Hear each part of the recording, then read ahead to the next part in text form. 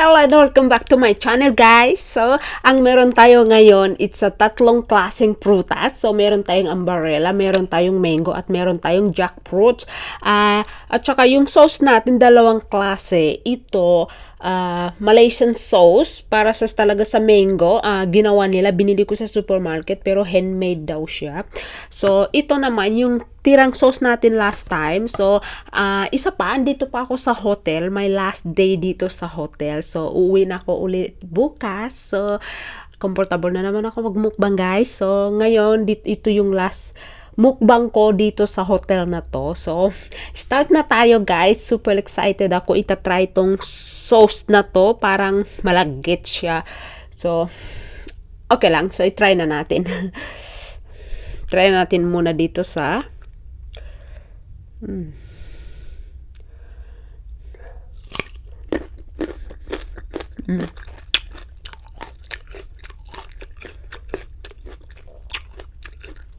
matamis and super anghang.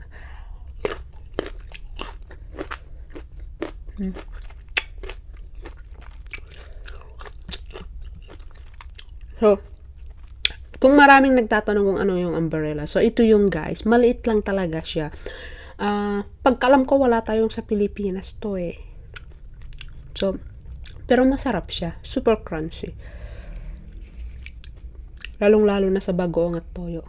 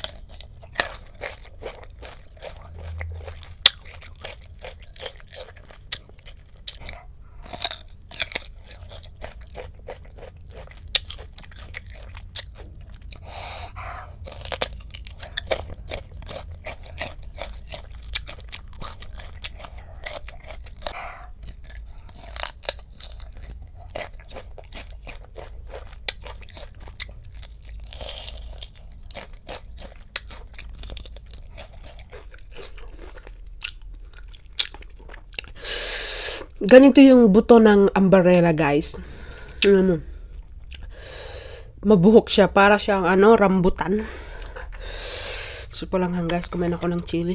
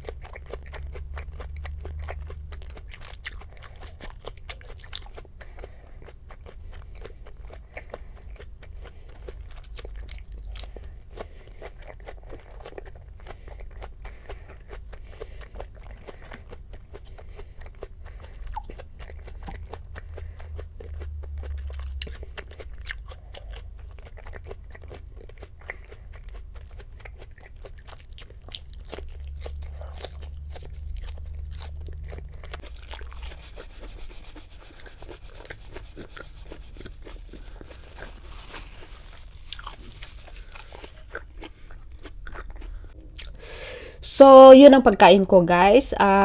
Naubos ko yung mango ko, hiniwa kong mango. Naubos ko rin yung umbrella ko. And then, meron pa isang natira dito. Tsaka may dalawang ano ba tong jackfruit?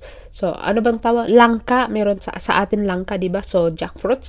So, meron tayong natirang dalawang jackfruit. Tsaka yung sauce ko, mas gusto ko yung ginawa ko kaysa yung binili ko. Kasi itong binili ko, sobrang sweet. So, I hate sweet food. Lalong-lalo ng mga cake, mga sa sweet. Mahilig lang ako sa kape. May asukal. So, yun ang akin. Pero pagdating sa sweet, hindi talaga ako mahilig. So, kaya kahit sa sausawan ko, kahit gaano pa yung kaanghang, kahit gaano pa yung kaasim, hindi ko talaga siya lalagyan ng asukal kasi hindi ako mahilig. So, I think that it's for today and thank you for watching. See you in the next video. Bye!